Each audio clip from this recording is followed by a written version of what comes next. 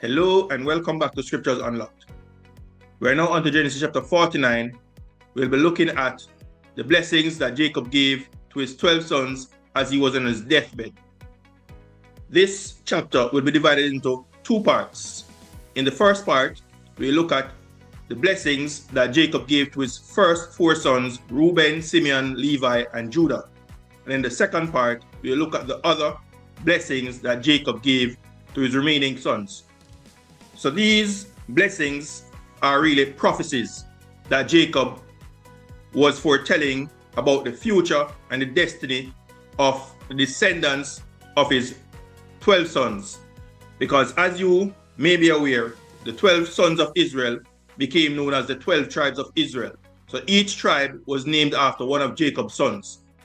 So what we'll also notice is that the future and destiny of each of the tribes was shaped and determined by the character of the son from whom they descended.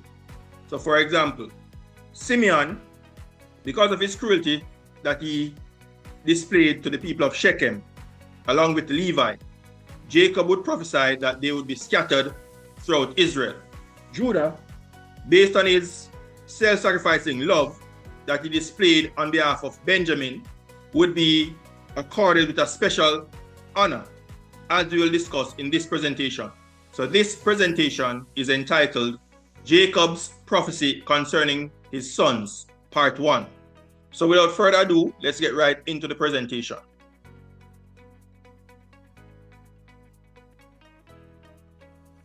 So we are continuing Jacob's final words to his sons as he's on his deathbed. In this chapter, Jacob is speaking under divine inspiration as he prophesies about the future of each of his 12 sons by telling them what will happen to their descendants and the tribe that would eventually bear their name. So Genesis 49 verse 1 starts by telling us this. And Jacob called unto his sons and said, Gather yourselves together, that I may tell you that which shall befall you in the last days. Gather yourselves together, and hear, ye sons of Jacob, and hearken unto Israel your father. So here, Jacob is using both of his names. The name that he was given at birth, Jacob, and the name that he was given by the man with whom he wrestled with. So Jacob is known as Israel. So Jacob gathered all his sons around his bed. So what was said to each son was done in the presence of all the brothers. And with this in mind, he started with Reuben, his firstborn. Genesis 49 verse 3 and 4 tells us this. Reuben, thou art my firstborn, my might, and the beginning of my strength, the excellency of dignity and the excellency of power. Unstable as water, thou shalt not excel, because thou wentest up to thy father's bed, then defilest thou it, he went up to my couch. So as the firstborn son, Reuben should have inherited the birthright, which would have honored him with the privilege and authority of being the head as well as the spiritual leader of the family. However, Reuben forfeited his right to the birthright when he had sex with his father's concubine, Bilhah, in Genesis 35, verse 22. And it's clear that Jacob never forgot his firstborn's dishonorable act, and he told all his other sons the exact reason Reuben would not receive the birthright. Because, and I quote, he went up to my couch and defiled thou it. End of quote. That's what Jacob told the other brothers why Reuben would not receive the birthright. So Jacob told Reuben that he was unstable as water. The word unstable in Hebrew is pahaz. The Hebrew word pahaz is Strong's H 6349. It is translated as unstable ones. It means recklessness, wantonness, unbridled license, meaning unstable. So Reuben was immoral and unrestrained in his action. And as a result of his actions, Jacob was now prophesying that Reuben and his descendants would not excel. So Jacob told Reuben that neither he nor his descendants would excel. And this was the case as there was no judge, prophet, or persons of renown except Dathan and Abiram, who were infamous because they rebelled against Moses. Notice what we are told in Deuteronomy 11 verse 6. And what he did unto Dathan and Abiram, the sons of Eliab, the sons of Reuben, how the earth opened their mouth and swallowed them up, and their households, and their tents, and all the substance that was in their possession in the midst of all Israel. So these descendants of Reuben, Dathan and Abiram, rebelled against Moses and Aaron in the wilderness, and God destroyed them by opening up the earth and swallowing them. So none of Reuben's descendants excelled. Notice what Jacob goes on to say as he turned to his other two sons. Genesis 49 verse 5 to 7 tells us this. Simeon and Levi are brethren. Instruments of cruelty are in their habitations. O my soul, come not thou into their secret. Unto their assembly mine honor be not thou united. For in their anger they slew a man, and in their self-will they dig down a wall. Cursed be their anger, for it was fierce, and their wrath, for it was cruel. I will divide them in Jacob and scatter them in Israel. So that was the prophecy that Jacob gave concerning Simeon and Levi. So Jacob grouped Simeon and Levi together since they possessed the same vindictive nature and cruel character. As you remember the brothers' brutality when they massacred the entire city of Shechem because the prince of the Hivites, who was also called Shechem, raped their sister Dinah. As a result of their action, Jacob prophesied that they would be separated in Israel. And that was exactly what happened. So notice as we flash back to the incident that took place that Jacob was referencing. Genesis 34 verse 25 tells us this. After the children of Israel, that's Jacob, made an agreement with the Shechemites that they would be circumcised before they could be ever allowed to marry their sister Dinah. The men of Shechem followed through by being circumcised. And it came to pass on the third day, when they were sore after circumcision, that two of the sons of Jacob, Simeon and Levi, Dinah's brethren, took each man his sword and came upon the city boldly and slew all the males, not some, all the males. And they slew Hamor, who was the king, and Shechem, his son, who was the prince, with the edge of the sword, and took Dinah out of Shechem's house and went out. And notice Jacob's response when he found out what had transpired. And Jacob said to Simeon and Levi, ye have troubled me to make me to stink among the inhabitants of the land, among the Canaanites and the Perizzites, and I being few in number, they shall gather themselves together against me and slay me, and I shall be destroyed, I and my house. And notice the brothers' response to their father. And they said, should he deal with our sister as with a harlot? So viewers, the prophecy concerning Reuben, Simeon, and Levi shows that our past actions can come back to haunt us with unforeseen consequences. And this is exactly what transpired with Reuben, Simeon, and Levi. Jacob prophesied concerning them, and his prophecy was determined and dictated by their actions when they were younger. Simeon and Levi were told that they would be scattered in Israel because of their actions in Genesis chapter 34. They were brutal, and Jacob clearly never forgot what they did. And because of their character, the future and destiny of their descendants who would be named after them, so the tribe of Reuben, the tribe of Simeon, and the tribe of Levi would be impacted as a result of what their ancestor, the sons of Jacob, did when they were younger. So the point I'm making is this, is that the future and the destiny of each of the tribe of Israel was determined by the character and the actions of the son or the ancestor from whom they descended. Simeon and Levi share the same disposition.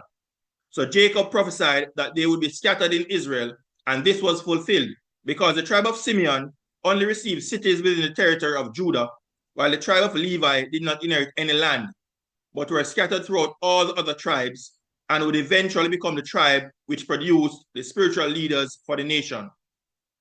Notice what we are told in Joshua 19 verse 1 onwards, the territory of Simeon. And the second lot came forth to Simeon, even for the tribe of the children of Simeon. So here it is again, viewers, that each tribe was named after one of the sons of Jacob. The second lot came forth to Simeon, even for the tribe of the children of Simeon, according to their families. And their inheritance was, notice, within the inheritance of the children of Judah. They did not receive any land of their own, essentially. They only received cities within the inheritance of Judah. And they had in their inheritance Beersheba or Sheba, and Moladah, and Hazar Shual, and Bala, and Azem, and Eltolad, and Bethul, and Orma, and Ziklag, and Beth Markaboth, and Azar Susha, and Beth Lebahoth, and Sharuhen, 13 cities and their villages. Ain, Remon, and Ether, and Ashan, 4 cities and their villages, and all the villages that were round about these cities to Baal Be'er, Ramath of the south. This is the inheritance of the tribe of the children of Simeon according to their families. Out of the portion of the children of Judah was the inheritance of the children of Simeon. For the part of the children of Judah was too much for them. Therefore, the children of Simeon had their inheritance within the inheritance of them. So even though Simeon received the second lot, notice they were the second tribe to receive their allotment. So even though they received the second lot, they were only given 17 cities and their villages, which were scattered within the tribe of Judah. So on screen, you are seeing the map of Israel according to the division or allotment of the land after they conquered the land of Canaan. So notice here, Judah received this entire area. This was Judah's allotment. And within Judah's territory, Simeon received only 17 cities and their villages that were concentrated in this area. So they didn't really have a boundary per se. They only had cities within the border of Judah. And here was Reuben's allotment. Reuben was allotted on the east side of Jordan, near to the Dead Sea. So viewers, this is what Jacob prophesied about Simeon and Levi. And notice as well that you are not seeing any tribe of Levi because Levi was not given any inheritance in the land of Canaan. God was their inheritance. So you will never see a tribe of Levi given any allotment of land. Levi was scattered across all 12 tribes. They served the entire nation. So viewers, while Simeon received an allotment of land within the tribe of Judah, Levi did not receive any tribal lands, but were scattered throughout all 12 tribes, receiving only 48 cities and their suburbs. Just like Simeon. Numbers 18, verse 20 onwards tells us this. And Jehovah spake unto Aaron, saying, Thou shalt have no inheritance in their land, neither shalt thou have any part among them. I am thy part and thine inheritance among the children of Israel. And behold, I have given the children of Levi all the tenth in Israel, that's a tithe, for an inheritance, for their service which they shall serve, even the service of the tabernacle of the congregation. But the tithes of the children of Israel which they offer, I have given to the Levites to inherit. Therefore I have said unto them, among the children of Israel they shall have no inheritance. And I just showed you the map of Israel after the division of the land. And you will never see the tribe of Levi with any tribal lands in Israel, because God told them that he was their part and their inheritance. They were to be scattered among the children of Israel, and they had no inheritance in the land of Canaan. Notice the cities that they received. Numbers 35 tells us this, cities for the Levites. And Jehovah spake unto Moses in the plains of Moab by Jordan near Jericho, saying, Command the children of Israel that they give unto the Levites of the inheritance of their possession cities to dwell in. And ye shall give also unto the Levites suburbs for the cities round about them. And the cities shall they have to dwell in, and the suburbs of them shall be for their cattle, and for their goods, and for all their beasts. So all the cities which ye shall give to the Levites shall be 48 cities. Them shall ye give with their suburbs. And the cities which ye shall give shall be of the possession of the children of Israel. From them that have many, ye shall give many. But from them that have few, ye shall give few. Everyone shall give of his cities unto the Levites, according to the inheritance which he inheriteth. So viewers, just as Jacob prophesied, Simeon and Levi were scattered throughout the land of Israel. Notice as well, portion of the Levites, Deuteronomy 18, verse 1 and 2. The priests, the Levites, and all the tribe of Levi shall have no part nor inheritance with Israel. There it is again, being confirmed. Therefore shall they have no inheritance among their brethren, Jehovah is their inheritance, as he had said unto them. Notice Joshua 13, verse 14. Only unto the tribe of Levi he gave none inheritance. The sacrifices of Jehovah, God of Israel, made by fire, are their inheritance, as he said unto them. And notice verse 33. But unto the tribe of Levi, Moses gave not any inheritance. Jehovah, God of Israel, was their inheritance, as he said unto them.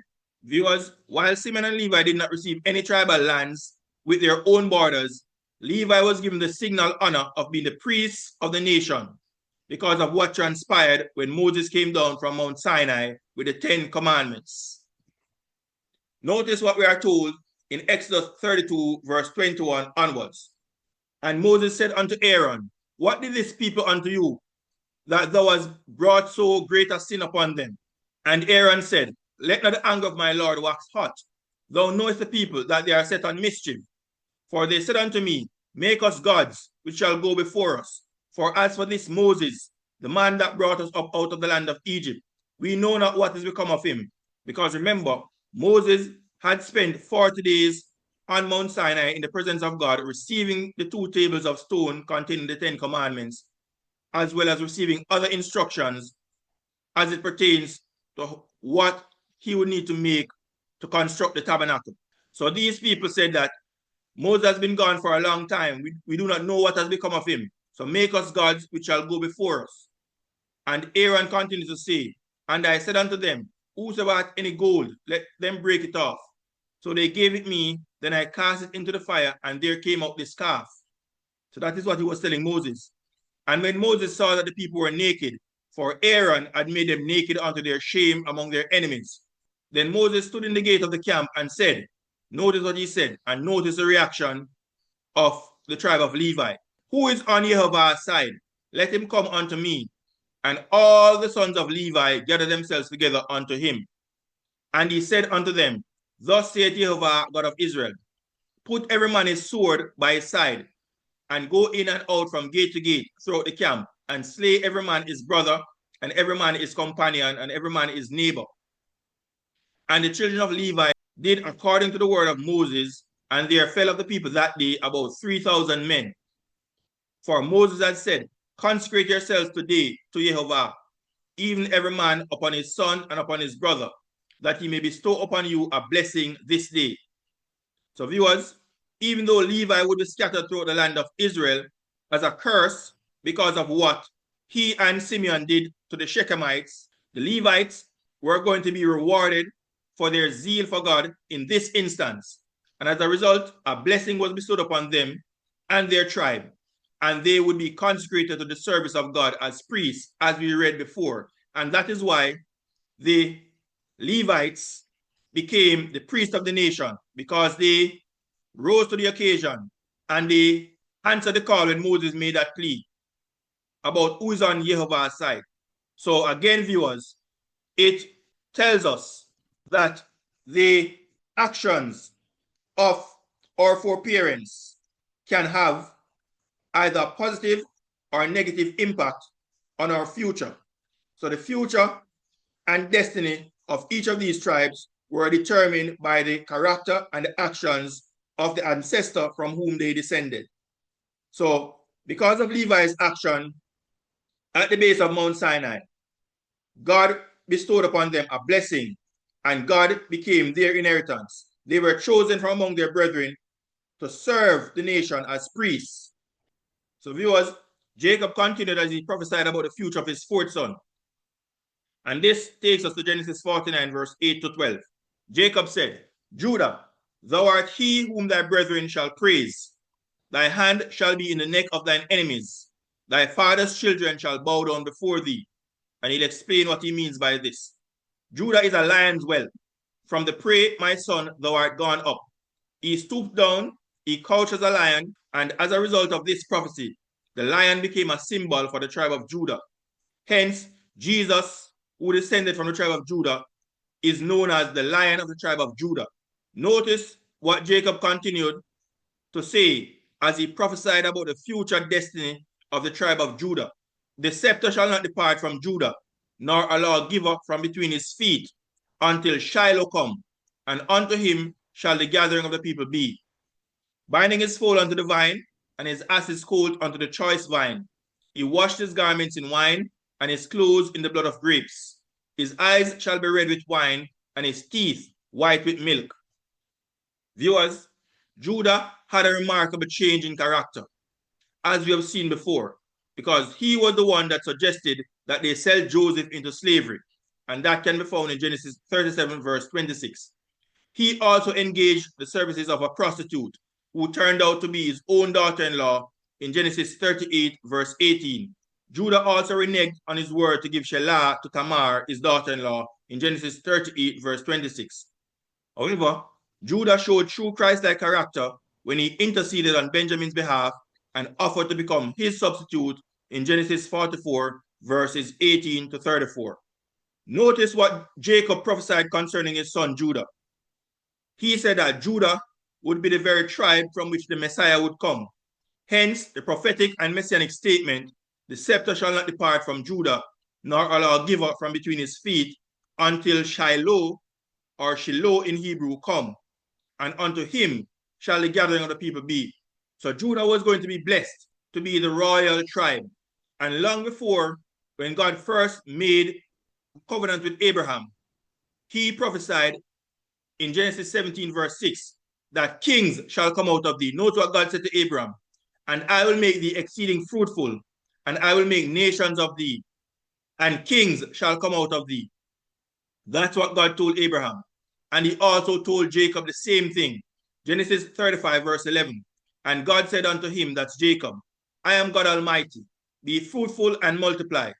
A nation and a company of nations shall be of thee, and kings shall come out of thy loins. And here, on his deathbed, Jacob was saying that God will fulfill his covenant to make kings come out of my loins. And it is from the tribe of Judah that the kings would descend. And notice Psalm 60, verse 7, where God said, Gilead is mine, and Manasseh is mine. Ephraim also is the strength of mine head. Judah is my lawgiver. And what did Jacob say? The scepter shall not depart from Judah, nor a lawgiver from between his feet, until Shiloh come, and unto him shall the gathering of the people be. So viewers, Shiloh occurs only once in scripture. It is Strong's H 7886.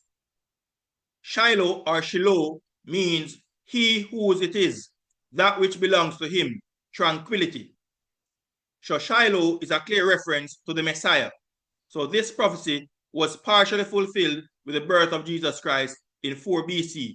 So when Jesus Christ was born, Shiloh came, and this prophecy would finally be fulfilled when Jesus comes again the second time, and the people will be gathered to him, because the dead in Christ shall rise, and those who are alive and remain shall be caught up to meet him in the air. And that's what the verse says. Unto him shall the gathering of the people be. He is the one who will gather all the people together. Because remember, God's covenant with Jacob said that all nations will be blessed through one of Abraham's descendants. And that descendant would be Jesus Christ. Notice as well that the prophets also prophesied that the king, the true king, would come from Judah. Micah 5 verse 2 says this, But thou Bethlehem Ephratah, though thou be little among the thousands of Judah, yet out of thee, out of Judah, shall he come forth unto me, that is to be ruler in Israel, whose goings forth have been from old, from everlasting. And in the New Testament, this is what transpired when Jesus was born. Matthew 2 verse 1 onwards tells us this, the visit of the Magi. Now when Jesus was born in Bethlehem of Judea, in the days of Herod the king, behold, there came wise men from the east to Jerusalem, saying, Where is he that is born King of the Jews? Because the kings would descend from the tribe of Judah. Jews is a name that refers to descendants from Judah. For we have seen his star in the east, and are come to worship him. So when Herod the king had heard these things, he was troubled, and all Jerusalem with him. And when he had gathered all the chief priests and scribes of the people together, he demanded of them where Christ should be born. And they said unto him, In Bethlehem of Judea, for thus it is written by the prophet, And thou, Bethlehem, in the land of Judah, art not the least among the princes of Judah, for out of thee shall come a governor that shall rule my people Israel.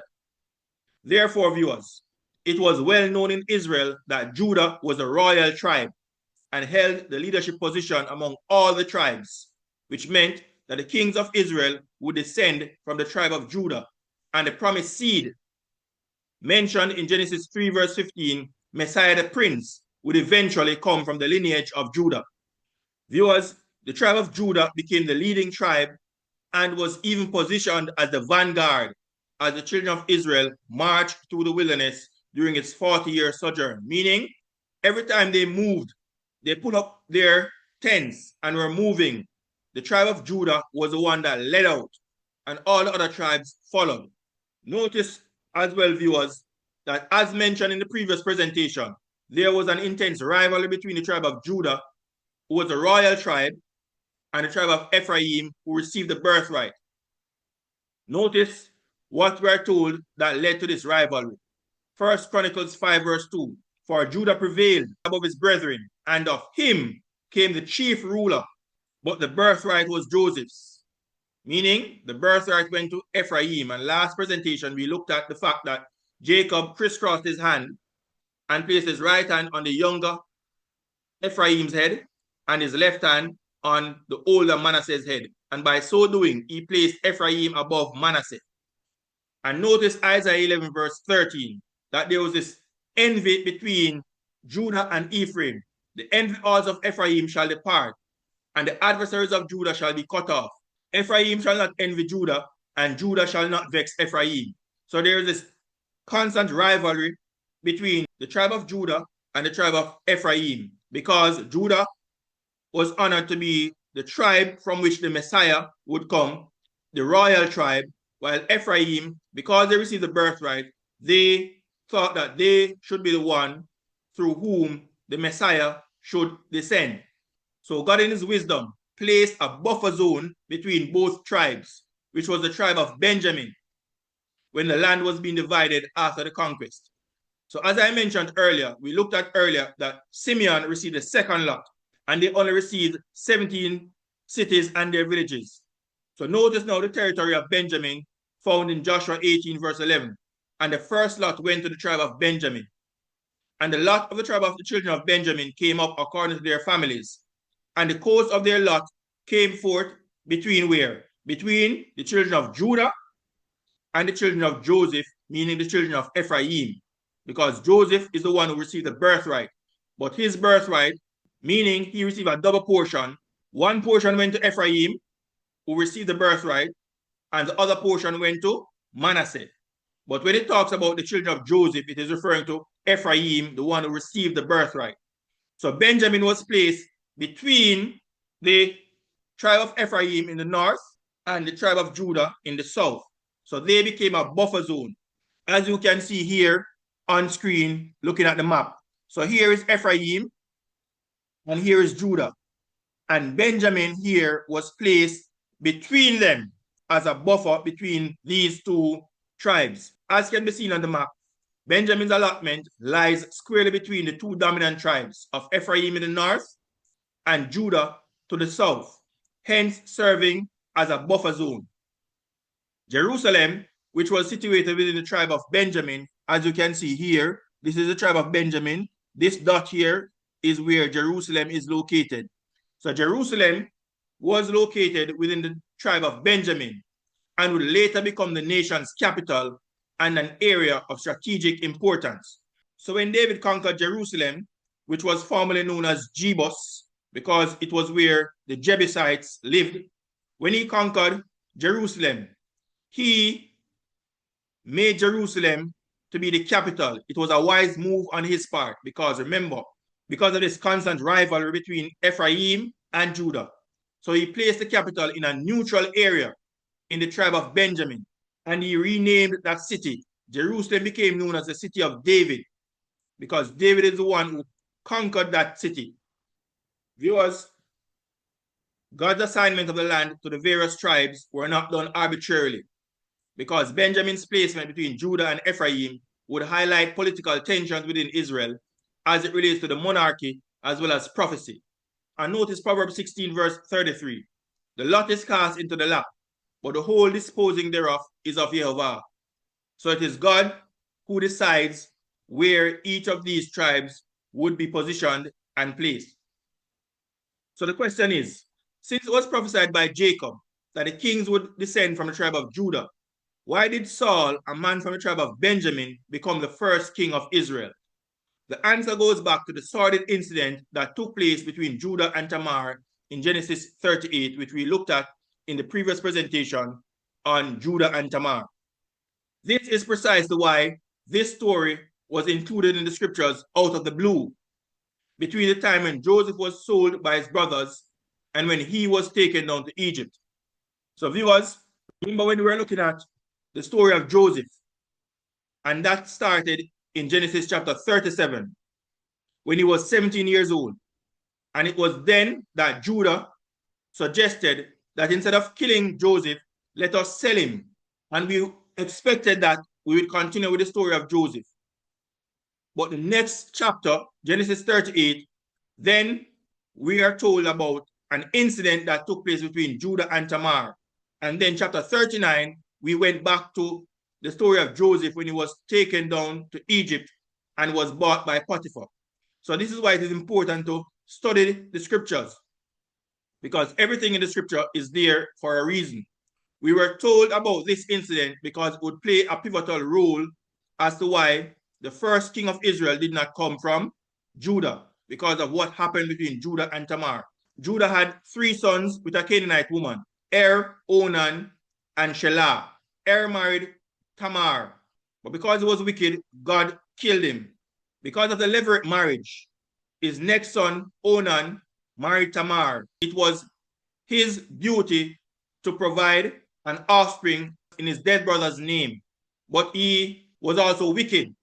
He wanted to enjoy the sexual pleasure from Tamar, and when it was time for him to produce an heir, he spilled the seed on the ground. In other words, he ejaculated on the ground.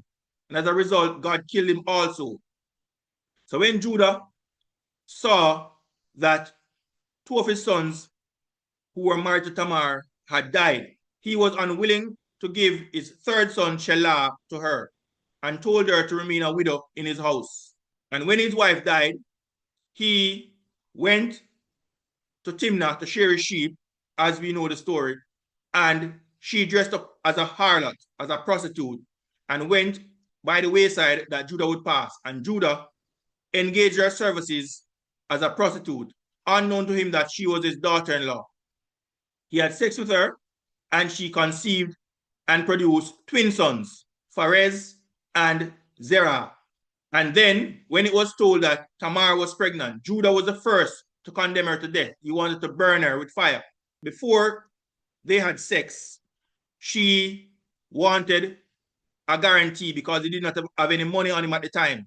And she asked for his signet ring, his seal, and his staff as collateral, so to speak, until he could send the kid, because he had promised to give her a kid in return for a sexual favor. When he condemned her to die, she brought out his token, his signet ring, his seal, and his staff, and said, the person to whom these belong is the father of my child. And Judah remarked, she was more righteous than I, because I failed to give her Shelah to be her husband. So that is what transpired. So let's get back to the story as to why the first king of Israel did not come from the tribe of Judah, but came from the tribe of Benjamin. So viewers, Tamar, Judah's daughter-in-law, had dressed like a prostitute, and unknown to him, he had sex with her, and she conceived and produced twin sons, Pharez and Zerah, which were considered to be bastards by virtue of them being born of an incestuous act. And notice what was written in the law, Leviticus 18 verse 15. Thou shalt not uncover the nakedness of thy daughter-in-law. She is thy son's wife. Thou shalt not uncover her nakedness. And to uncover nakedness means to have sexual intercourse. And notice as well that another law was passed by God which precluded bastards and their descendants from holding any leadership role in religious or civil matters, even to the 10th generation. So notice the law in Deuteronomy 23, verse 1, and in particular verse 2, persons excluded from the assembly. He that is wounded in the stones here refer to the testicles, or his privy member cut off, or his penis cut off, shall not enter into the congregation of Jehovah. They could not take any active role in corporate worship or in civil matters. Bastard shall not enter into the congregation of Jehovah. Even to his 10th generation shall he not enter into the congregation of Jehovah. And notice as well, an Ammonite or Moabite shall not enter into the congregation of Jehovah. Even to their 10th generation shall they not enter into the congregation of Jehovah forever. So, who is a bastard? The Hebrew word translated as bastard is mamzer. It comes from an unused root meaning to alienate. It occurs only twice in scripture. It is Strong's H 4464, and it has been translated as bastard twice. It means a bastard, but in this case, it means a child of incest, an illegitimate child. However, the phrase 10th generation can mean a period of 10 literal descendants, or it can also be used as an idiom to mean forever, as was the case in Deuteronomy 23, verse 3, even to their 10th generation, forever. So we know that in the case of Judah and Tamar, it could not mean forever, because that would mean that no descendant of Perez, who was a child produced from Judah and Tamar, could ever become king in Israel if that 10th generation meant forever. So that could not be the meaning. So it has to mean 10 literal descendants from Perez. Therefore, viewers, in Judah's case, no descendant of his illegitimate sexual union with Tamar could become king until the 10th generation, according to the Mosaic law in Deuteronomy 23, verse 2. So God's plan to give Israel a king from the tribe of Judah was delayed for centuries during the time of the judges. And on 4 different occasions, the scripture states there was no king in Israel, because it was always God's plan to give them a king, as he told Abraham in Genesis chapter 17. Notice Judges 17, verse 6. This was in the time of the judges. So God gave them judges instead of a king, because the kings were to come from the tribe of Judah, but because of the illegitimacy of Judah's action when he had sex unknown to him with his daughter-in-law, a bastard was produced, and no bastard shall enter into the congregation of Jehovah. They could not serve in corporate worship. They could not become a priest, a prophet, or a king until the 10th generation. So notice Judges 17, verse 6. In those days, meaning the days of the judges, there was no king in Israel, but every man did that which was right in his own eyes. Also Judges 21, verse 25. In those days, the same days of the judges, there was no king in Israel. So it was always God's intention for Israel to have a king. And the other two references that makes mention that there was no king in Israel can be found in Judges 18, verse 1 and Judges 19, verse 1. So viewers, because of Judah's action, God gave the nation judges for as long as it was necessary until a descendant of Judah could legitimately be placed on the throne of Israel. However, the people grew impatient and demanded a king 1 generation too soon. So either God was going to make Israel wait a little longer or give them a temporary king, and God chose the latter. Notice now 1 Samuel 8, verse 1. Israel demands a king. And it came to pass when Samuel was old that he made his sons judges over Israel. Samuel was the last judge of Israel. Then all the elders of Israel gathered themselves together and came to Samuel unto Ramah, and said unto him, Behold, thou art old, and thy sons walk not in thy ways. Now make us a king to judge us like all the nations. So in other words, they wanted a king to defend them like all the nations, because the kings would normally lead their armies into battle. But the thing displeased Samuel when they said, Give us a king to judge us or to defend us. And Samuel prayed unto Jehovah. And Jehovah said unto Samuel, Hearken unto the voice of the people in all that they say unto thee. For they have not rejected thee, but they have rejected me, that I should not reign over them, because God was their king. He was the one who defended them in battle. but now they wanted to be like the other nations who had a physical king leading their armies, defending them against their enemies. So viewers, not only was the timing of the request wrong, but the motive was also wrong, because they wanted to be, quote unquote, like all the nations when they were supposed to be a peculiar people and different from the surrounding nations. Therefore, God's choice of a temporary king came from the tribe of Benjamin, whose lot fell between Judah and Ephraim. Notice now God's choice for a king, because it is God's throne in Israel. God was the one who chose the kings. 1 Samuel 9 verse 15 to 17 tells us this. Now Jehovah had told Samuel in his ear a day before Saul came, saying, tomorrow, about this time, I will send thee a man out of the land of Benjamin. So Saul was a Benjamite. And thou shalt anoint him to be captain or king over my people, Israel, that he may save my people out of the hand of the Philistines. For I have looked upon my people, because their cry is come unto me.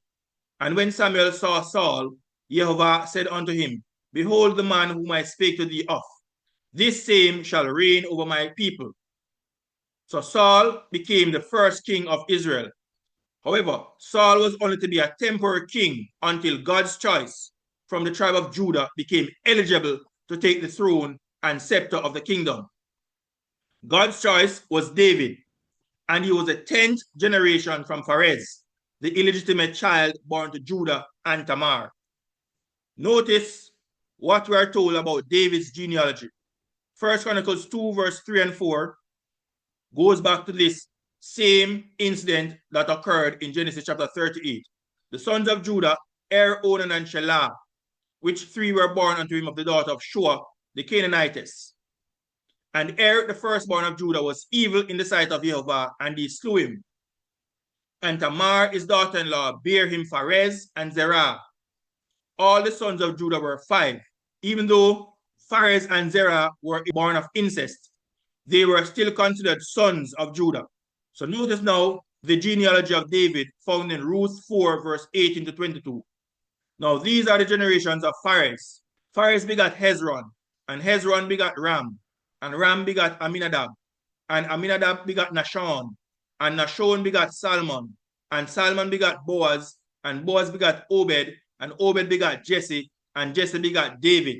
So notice now, Pharez was the first generation. He was the bastard that was produced. Hezron was the second generation, Ram the third generation, Aminadab the fourth generation, Nahshon the fifth generation, Salmon the sixth generation, Boaz the seventh generation from Pharez, Obed the eighth generation, Jesse, David's father, the ninth generation, and David was the 10th generation from Pharez. So as the 10th generation from Pharez, it was perfectly legal for David to ascend the throne as king of Israel as a descendant of Judah. So the scepter finally came to Judah when David was anointed king over all Israel, just as Jacob had prophesied in Genesis 49. Jesus Christ, the Messiah, is a direct descendant of David and the true king of Israel as Shiloh, the one to whom it belongs. So viewers, that brings us to the end of part 1 of this presentation entitled Jacob's prophecy concerning his sons. So in this presentation, we realize that the future and destiny of each of the tribe was impacted as a result of the character and actions of each of these sons of Israel. So it tells us clearly that what we do in our lives can affect our posterity. It can affect our offspring. And what these sons did, based on their character traits, their descendants were impacted. Reuben, because of what he did, his tribe was said that they would not excel. There were no prominent individual from the tribe of Reuben throughout Israel's history. Simeon and Levi, because of their cruel acts, were scattered throughout the nation of Israel. Simeon received his allotment within the tribe of Judah, while Levi was scattered throughout all 12 tribes, serving as a priest for the nation.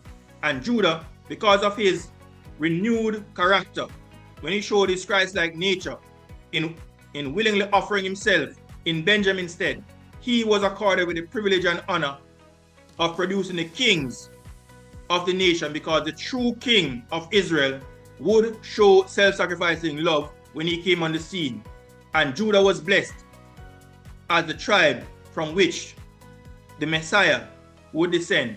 Thanks for listening, thanks for watching, and may God continue to bless us as we continue to study his words. So stay tuned to part 2 in this presentation on Jacob's prophecy concerning his sons. Have yourselves a great day.